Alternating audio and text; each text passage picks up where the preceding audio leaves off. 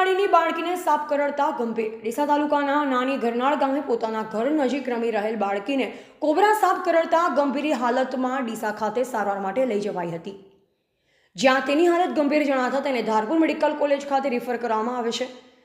ડીસા તાલુકાના નાની ગરનાળ ગામે રહેતા સોમાભાઈ સુથાની 8 વર્ષની દીકરી જાનકી આજે બપોરે તેઓના ઘર નજીક છાયડામાં રમી રહી હતી, ત્યારે અચાનક સાપે દંશ દીધો, જેથી જાનકીએ બૂમાબૂમ કરતા પરિવારના સભ્ય આવી જતા જોયું તો બાજુમાં કોબરા સાપ હતો, જ્યારે જાનકી ધીરે ધીરે મૂર્છિત અવસ્થામાં જઈ રહી હતી, જેથી સાપને દૂર કરી તાત્કાલિક 108 ઇમરજન્સી વાનને જાણ કરાતા 108ના EMT જગદીશભાઈ અને પાયલોટ નરેન્દ્રસિંહ દ્વારા તાત્કાલિક ભીલડી સામૂહિક આરોગ્ય કેન્દ્ર ખાતે સારવાર અર્થે લઈ જવામાં આવી.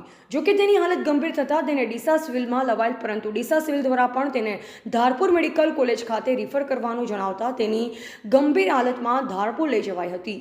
રિપોર્ટર રાકેશ ઠક્કર, ડીસા, બનાસકાંઠા.